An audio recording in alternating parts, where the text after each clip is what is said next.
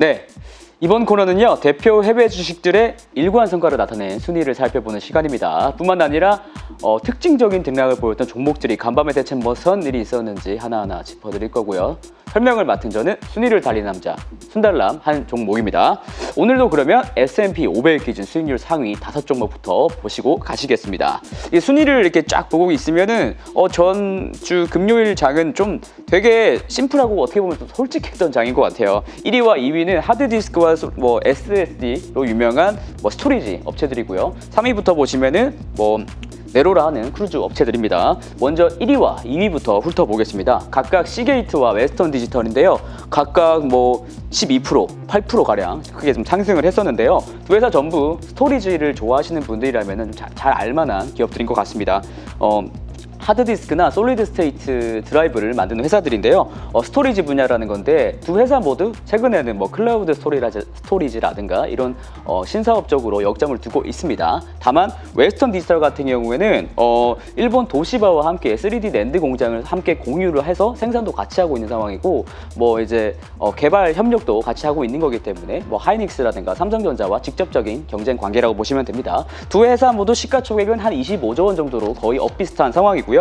어찌됐든 이 두 회사가 전거래 일에 크게 올랐던 이유는 요즘에 말도 많고 탈은 더 많은 비트코인 때문입니다. 일론 머스크가 제대로 비트코인에 충격을 좀 줬었죠. 비트코인이 이제 채굴을 할 때 막대한 전력 소모가 들기 때문에 친환경적이지 않다. 그래서 안 돼. 이렇게 했던 건데요. 이것에 대한 대안으로 부각된 것이 바로 치아 토큰입니다. 이 치아 토큰은 채굴을 할 때 원래 비트코인 채굴할 때 GPU, 그러니까 그래픽 카드로 이제 채굴을 하잖아요. 근데 이 그래픽 카드가 아니라 하드디스크로 채굴을 한다는 겁니다. 이에 따라서 에너지 엄썸션이 굉장히 좀 낮다는 거고요. 실제로 이제 치아 토큰과 같은 방식이 주류가 된다면은 하드디스크를 만드는 업체들, 두 스토리지 업체가 최고 수혜를 받을 것이라는 전망에 힘이 좀 실린 것 같습니다. 실제로 이 치아 토큰이 5월 초에 거래가 됐을 때 중국 내에서는 하드디스크가 품귀 현상을 겪으면서 가격이 급등했다고 합니다. 그리고 이제 3위부터 이제 조금 나란히 이렇게 올라와 있는 업체들이 이름에서 보시면 아시겠지만 크루즈 업체들입니다. 전주 금요일날 올랐던 거는 또 심플하게 미국의 질본이죠. CDC발 사업 정상화 기대감 때문이었습니다. 이 CDC는 화이자 백신을 2회 접종을 완료하거나 존슨앤존슨 백신을 한 번이라도 맞았다면은 마스크를 쓰거나 사회적 거리두기를 하지 않고 대부분의 활동을 할 수 있을 것이라고 밝혔는데요. 이에 크루즈 업계에서는 그러면 크루즈 산업 내에서도 추가적인 가이드라인이 나오는 거 아니야? 라는 희망 섞인 논평을 내놓기도 했었습니다. 뿐만 아니라 카니발은 오는 7월에 플로리다와 텍사스에서 일부 운항에 대한 재개를 밝혔던 것만큼이나 이런 서두르는 모양새로 조금 더 주가가 올랐던 모양새입니다. 네, 다음은 대표적인 하락 종목 5개 보겠습니다. 보시는 바와 같이 하락 종목들은 상승 종목들보다는 좀 낙폭, 그러니까 등락이 좀 적죠. 상승장의 영향이었던 것 같고요. 그 중에서도 눈에 띄는 것은 바로 미디어 업체들입니다. 각각 1, 2위를 폭스와 디즈니가 했었고요. 먼저 폭스는 20세기 폭스 다 아시죠? 저도 옛날 영화를 볼 때 20세기 폭스 로고 뜨면서 이제 BGM이 쫙 깔리면은 가슴이 웅장해지더라고요. 근데 이제는 21세기 폭스입니다. 근데 지금 폭스는 그런 21세기 폭스 이런 게 아니라요.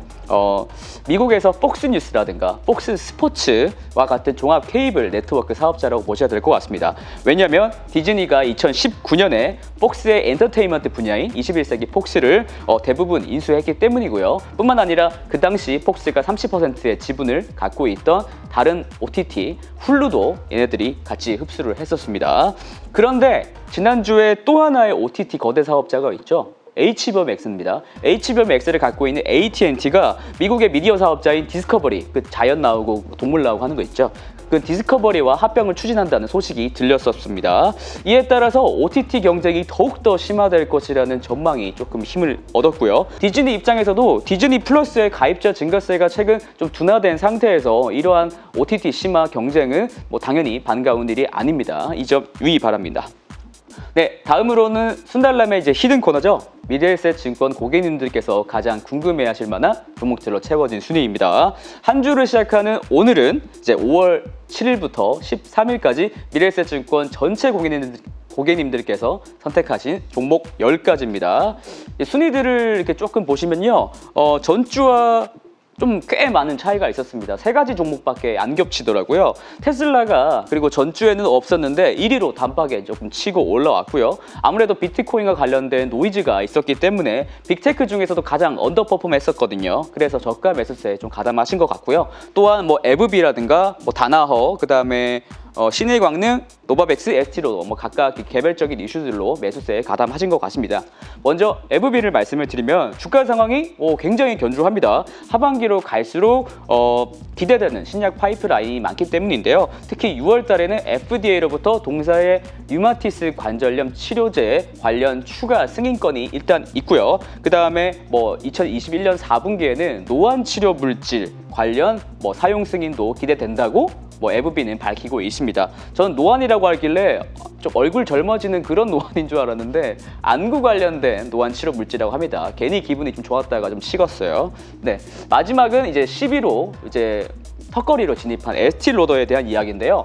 에스티로더는 5월 초에 1분기 매출을 내놨었는데 조금 안 좋아가지고 주가가 하락긴 했는데 최근 반등이 나오고 있습니다. 그 이유는 뭐 중국 시장이 가장 큰 기대가 되는 시장이죠. 이 중국 내에서의 성장세는 여전하고 지속성이 있을 것이다 라는 전망이 힘을 실었고요. 뿐만 아니라 이제 CDC가 밝힌 만큼 마스크 오프 시대가 곧 올 것임이 따라서 색조 화장품에 대한 수요, 메이크업 수요도 회복할 것이라는 전망이 있었던 것 같습니다. 네, 이상 대표 해외 주식에 대한 수미 마치겠고요. 내일도 열심히 살리겠습니다. 순달람이었습니다.